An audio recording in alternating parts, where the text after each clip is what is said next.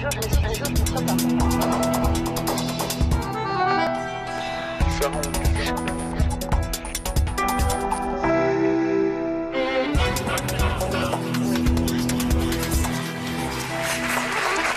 Bonsoir, bienvenue, c'est 50 degrés nord. Volontiers. État de veille, c'est chez Casterman. Alors, c'est une brique, c'est de la bande dessinée, c'est un roman graphique qui est signé par Davide Reviati. Oui, état de veille. État de vieille. Non.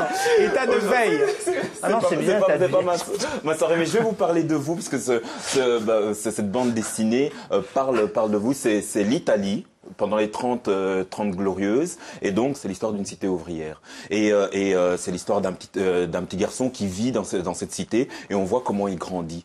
Et ils vivent tous autour de cette usine. Et ça pose pas mal de questions. Cette bande dessinée pose pas mal de questions. Une première question, cette usine, elle pollue. C'est une usine pétrochimique. Mais tout le monde vit par et pour cette usine. Ouais. Donc personne n'ose se dresser contre cela. Donc la vie est un peu en état de veille, comme ça, c'est un peu en suspens et reste là. Mais aussi en état de veille parce qu'il y a comme un déterminisme dans cette bande dessinée. On se dit, est-ce qu'il faut naître dans cette cité, vivre, grandir là-dedans et qu'on ne pourra pas s'en sortir. Et donc il y a deux moments. En quoi ça nous marque, quoi? En quoi tout cela, ce déterminisme marque les gens qui vivent autour, par et pour cette usine-là. Et il y a deux moments qui pointent cela vraiment fort. C'est une petite histoire, c'est deux personnes qui vont voir la mer. Donc, la première arrive, trempe ses pieds et retourne leur raconter cette belle histoire. Ah, j'ai vu la mer, j'ai trempé mes pieds, c'est très beau. La deuxième personne arrive et se dit qu'est-ce qu'il y a après la mer et se met à nager.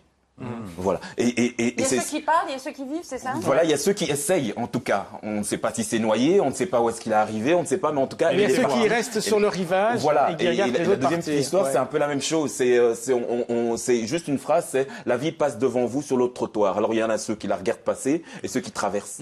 Voilà.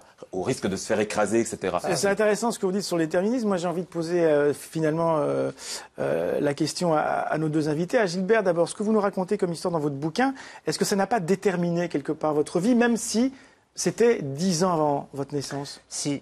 Je veux dire, ce qui a déterminé, c'est que j'ai eu la chance d'avoir des parents qui venaient d'où ils venaient et qui m'ont insufflé, sans me le dire, cette croyance au possible, cette force du possible. Moi, j'ai toujours pensé comme ça, et je pense souvent ce qui est possible avant de penser que c'est pas possible. Et en France, c'est vrai que c'est un grand handicap en France, ça.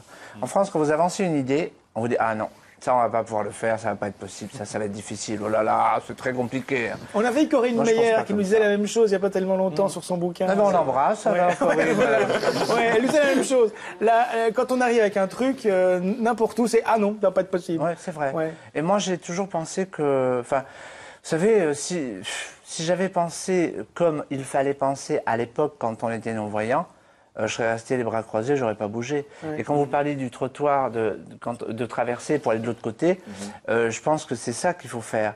Voilà, c'est la Belgique. Voilà. Tout ça pour refermer un chapitre où on parlait de État de veille de Davide Reviati, c'est aux éditions Casterman. On vous recommande la lecture de ce bouquin. Jacqueline Devreux est notre artiste de la semaine.